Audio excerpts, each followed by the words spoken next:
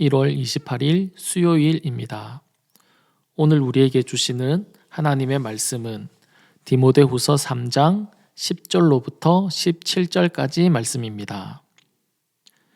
나의 교훈과 행실과 의향과 믿음과 오래 참음과 사랑과 인내와 박해를 받음과 고난과 또한 안디옥과 이고니온과 루스드라에서 당한 일과 어떠한 박해를 받은 것을 네가 과연 보고 알았거니와 주께서 이 모든 것 가운데서 나를 건지셨느니라. 무릇 그리스도 예수 안에서 경건하게 살고자 하는 자는 박해를 받으리라.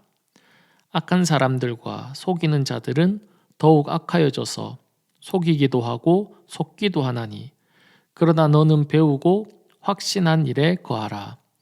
너는 내가 누구에게서 배운 것을 알며 또 어려서부터 성경을 알았나니 성경은 능히 너로 하여금 그리스도 예수 안에 있는 믿음으로 말미암아 구원에 이르는 지혜가 있게 하느니라. 모든 성경은 하나님의 감동으로 된 것으로 교훈과 책망과 바르게 함과 의로 교육하기에 유익하니 이는 하나님의 사람으로 온전하게 하며 모든 선한 일을 행할 능력을 갖추게 하려 함이라. 아멘. 바울은 앞선 본문에서 말세에 일어나는 현상들을 나열하고 있습니다.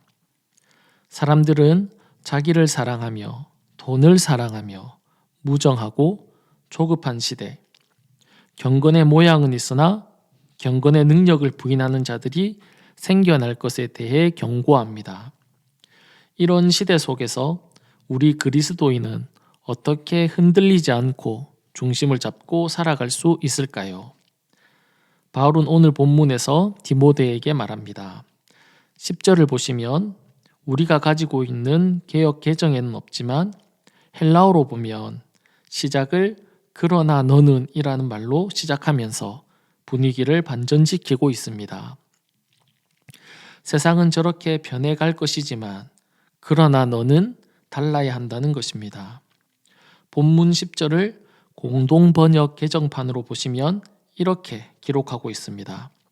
그러나 그대는 나의 가르침과 생활, 나의 생활, 목표와 믿음, 나의 참을성과 사랑, 나의 인내를 본받아 살아왔으며 디모데는 바울의 설교만 들은 것이 아니라 바울의 생활, 삶을 옆에서 지켜보면서 살았다라는 것입니다. 바울의 어떤 모습인지 11절에서 기록하고 있습니다. 박해를 받음과 고난과 또한 안디옥과 이고니온과 루스드라에서 당한 일과 어떠한 박해를 받은 것을 네가 과연 보고 알았거니와 주께서 이 모든 것 가운데서 나를 건지셨느니라. 복음 때문에 예수 때문에 바울이 당하는 고통을 디모데가 보았다라는 것입니다. 특별히 세 곳의 지명을 언급하고 있는데요. 그 중에서 루스드라에서는 유대인들이 무리를 충동하여 돌로 바울을 쳐서 죽은 줄 알고 시외로 끌어내쳤던 곳입니다. 이런 거친 박해가 있었습니다.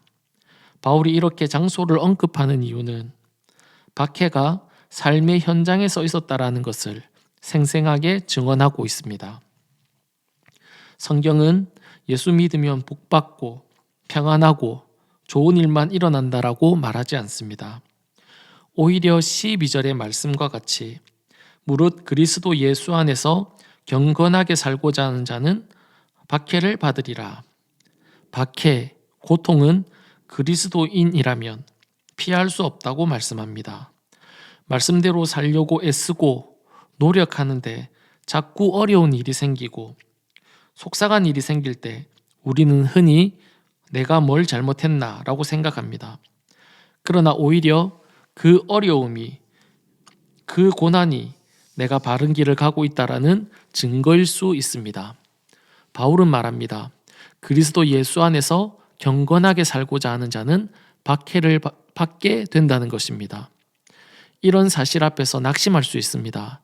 그러나 박해를 받는 것으로 끝나는 것이 아니라 주님께서 그 모든 것 가운데서 건져주신다라고 말씀하고 있습니다. 사랑하는 여러분, 이 확신이 있기를 바랍니다.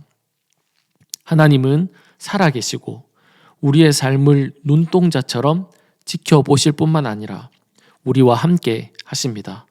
그 주님께서 반드시 고통과 어두운 터널을 지나고 있는 자신의 자녀를 지키시고 지나갈 때까지 보호하신다는 사실입니다. 13절에서는 세상은 점점 악을 향해 나아간다라고 말합니다. 점점 악을 행하기를 좋아하고 부지런히 악을 익혀갑니다. 이런 세상에서 바울은 디모데에게 말씀합니다. 14절입니다. 그러나 너는 배우고 확신한 일에 거하라. 너는 내게 누구에게서 배운 것을 알며 먼저 배우고 확실한 일에 거하라고 말씀합니다. 새로운 것을 배우고 더 알기 위해 애쓰라고 말씀하고 있지 않습니다. 이미 배운 지식 안에 거하라는 것입니다.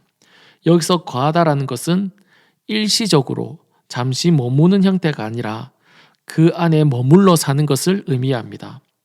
그러면서 누구에게 배웠는지를 기억나게 합니다. 바울뿐만 아니라 어머니 유니게와 외할머니 로이스에게 배운 것을 상기시키고 있습니다. 성경은 세상의 처세술을 가르쳐 주지 않습니다. 성경은 우리에게 구원에 이르는 지혜를 가르쳐 준다라고 15절에서 말씀합니다. 이어서 16절에서는 성경이 어떤 책인지를 말씀합니다. 하나님의 감동으로 되었다라고 하는데 여기서 하나님의 감동은 하나님께서 숨을 불어 넣으셨다라는 뜻입니다. 성경은 인간의 기록물처럼 보일 수 있지만 성경 안에는 하나님의 생명력이 담겨 있습니다. 그래서 성경을 읽는 자마다 그 하나님의 생명이 전달되어 그 영혼이 변화시키는 능력이 성경에 있습니다.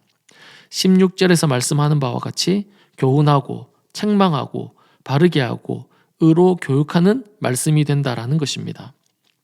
이렇게 말씀으로 우리를 변화시키는 이유를 17절에서 말씀합니다.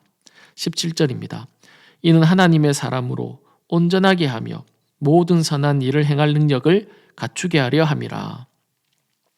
하나님께서 말씀을 통해 하나님의 숨결을 풀어 넣으신 이유는 우리가 하나님의 사람으로 세워지기 위함입니다. 나의 어떤 지식을 자랑하기 위함이 아닙니다. 우리를 가장 우리답게 하나님의 자녀답게 회복시키기 위함입니다. 말씀을 정리하겠습니다. 바울은 디모데에게 세상은 더 악해지겠지만 너는 내가 보여준 삶을 기억하고 어릴 때부터 배운 성경을 붙들라라고 말씀하고 있습니다. 이 성경은 하나님의 숨결이 담긴 책이기에 결국 너를 어떠한 상황에서도 흔들리지 않고 선한 일을 감당할 수 있는 하나님의 사람으로 만들어 줄 것이라고 말씀하고 있습니다. 사랑하는 여러분, 말씀을 붙들 수 있기를 바랍니다. 또 우리에게 주어진 그 말씀을 사랑할 수 있기를 바랍니다. 기도하겠습니다. 사랑과 은혜가 풍성하신 하나님 아버지, 혼란이 가득한 세상 속에서 우리를 내버려 두지 않으시고 함께 하시고 인도하시니 감사합니다. 말씀을 읽을 때마다 우리의 잘못된 생각을 책망하여 주시고 바르게 하여 주셔서 하나님의 사람으로 설 수 있도록 도와주시옵소서. 인생의 고난과 어려움 속에서도 우리를 건지시고 또 감당할 수 있는 힘을 허락하여 주시옵소서. 예수 그리스도의 이름으로 기도합니다. 아멘. 오늘 말씀을 기억하시며 기도하시고 주간 기도 제목에 따라서 전도와 선교를 위해서 기도하겠습니다. 우리 교회가 전도하는 교회, 선교하는 교회가 되도록, 우리 교회가 부산 지역에 죽어가는 영혼을 살리는 교회가 되도록, 우리 교회가 파송하고 후원하는 선교사님들과 세계 선교를 위해서 합심하여 기도하겠습니다.